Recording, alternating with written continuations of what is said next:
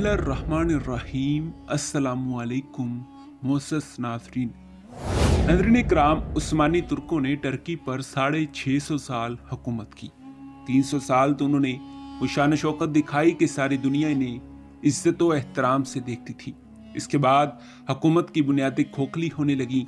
18वीं सदी में टर्की की हालत बहुत ख़राब हो गई और यूरोप की दूसरी हुकूमतें टर्की को यूरोप का मर्दे बीमार कहने लगी। ये ताकतें टर्की के खात्मे के इंतजार में थीं। उस वक़्त सुल्तान अब्दुल हमीद मुल्क पर हुकूमत करता था। उसकी मौत के बाद हर तरफ बगावतें और शोरशें शुरू हो गईं। रूस हाथ पांव फैलाने लगा, यहाँ तक कि टर्की से जंग छिड़ गई। आखिर 1878 ईस्वी में बर्लिन में एक मुआहदा हुआ जिसकी रूह से टर्की के पास यूरोप का सिर्फ थोड़ा सा इलाका रह गया। ये एक ऐसा धचका था जिससे तुर्क चौंक उठे। लोग हुकूमत से बेजार हो गए। चुनाचे नौजवान तुर्कों ने एक अंजुमन कायम की जिसका नाम अंजुमन इत्तेहादो तरक्की रखा गया। इसका मकसद लोगों में वतन की सच्ची मोहब्बत पैदा करना और हुकूमत में जो खराबियां पैदा हो गई थीं उन्हें दूर करना था। 1914 ईस्वी में पहली जंग आलमगीर शुरू हो गई। इसमें जर्मनी, ऑस्ट्रिया और टर्की एक तरफ थे और रूस, बरतानिया और फ्रांस दूसरी जानब। ये जंग 4 साल तक जारी रही। आखिर 1918 ईस्वी में जर्मनी और इसके साथियों ने हथियार डाल दिए।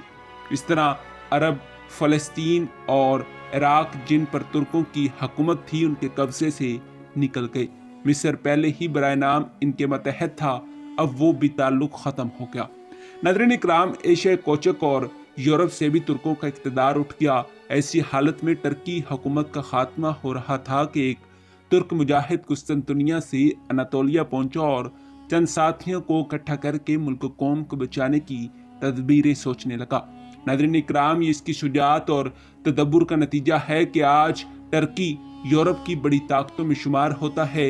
इस तुर्क मुजाहिद का नाम मुस्तफ़ा कमाल पाशा था, जिसे तुर्क अतातुर्क यानी अपना बाप कहकर याद करते हैं और इस पर फख्र करते हैं।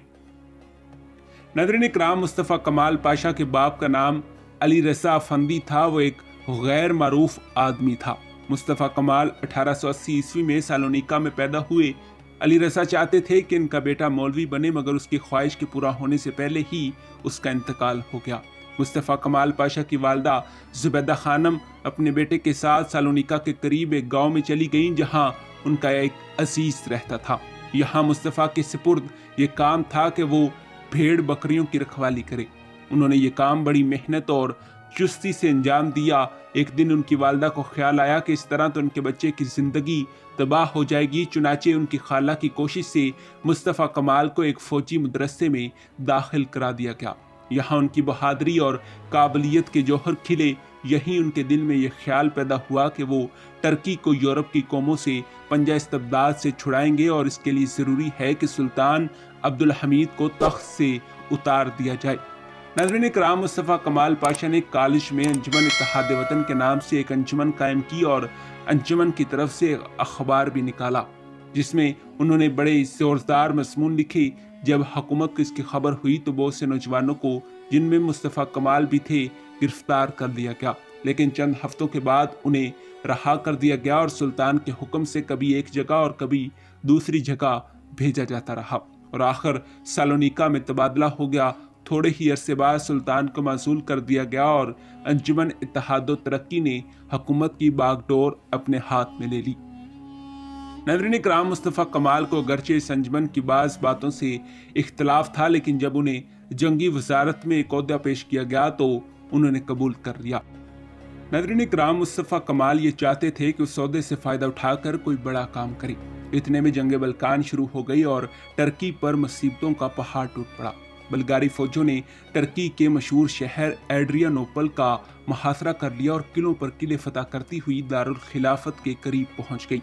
यूनानियों ने मकदूनिया के कई इलाकों पर कब्जा कर लिया। टर्की के पास यूरोप का सिर्फ थोड़ा सा हिस्सा बाकी रह गया, मगर अनवर पाशा और कमाल पाशा की जंगी तदबीरों ने इस शिकस्त को फतह में तब्दील कर दिया। नाज़रीन इकराम, ये जंग ख़त्म हुई तो 1914 में पहली जंग असीम शुरू हो गई।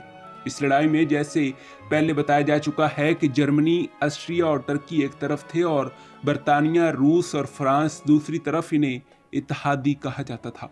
इत्तेहादियों ने अपनी बैरी बरतरी को कायम रखने के लिए दर्राए दानियाल पर हमला कर दिया। इब्तिदा में इत्तेहादियों को फतह हासिल हुई और तुर्कों को सख्त नुकसान उठाना पड़ा, मगर जल्द ही तुर्कों के जवाबी हमलों से इत्तेहादी फौजों के छक्के छूट गए और इन्हें कई शिकस्तें हुई। और इन शिकस्तों के बाद और इतना नुकसान उठाकर इत्तेहादियों को मालूम हो गया कि जब तक जसीरा नुमा गैलीपुली के मगरबी और जनूबी साहिलों पर फौजें न उतारी जाएंगी, दर्रा दानियाल का फतह करना नामुमकिन है। चुनांचे उन्होंने बहुत बड़ी तादाद में अपनी बेहतरीन फौजें गैलीपुली के साहिल पर उतार दी और 3-4 हमलों के बाद एक बड़ी अच्छी जगह कब्जा करके चन्नाक की तरफ बढ़ना शुरू कर दिया। चन्नाक दर्रा दानियाल की कुंजी थी और दर्रा दानियाल पर कब्जा करना गोया कुस्तुनतुनिया पर काबिज हो जाना था। नाज़रीन इकराम, इस नाजुक मौके पर इस महाज की कमान मुस्तफ़ा कमाल के सुपुर्द हुई। उन्होंने टर्की फौजों में एक नई रूह फूंक दी और टर्की सिपाहियों ने भी ऐसी शुजाअत और दलेरी का मुजाहरा किया कि इसकी मिसाल नहीं मिलती।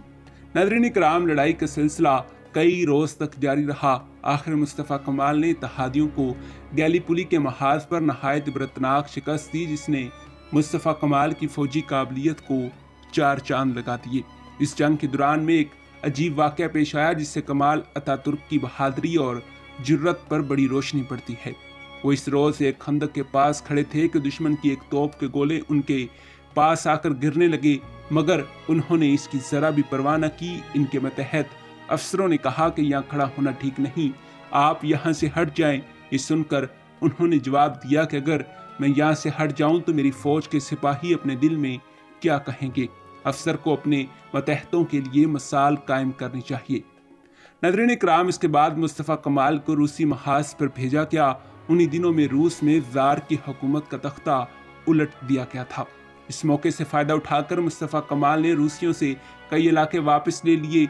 अभी वहाँ से पूरी तरह फरागत ना हुई थी कि उन्हें शाम के महाज पर रवाना कर दिया गया। यहाँ पहुँचकर उनके फौजी वजारत के साथ इख्तलाफात पैदा हो गए और इन्हें तवील रुखसत मिल गई।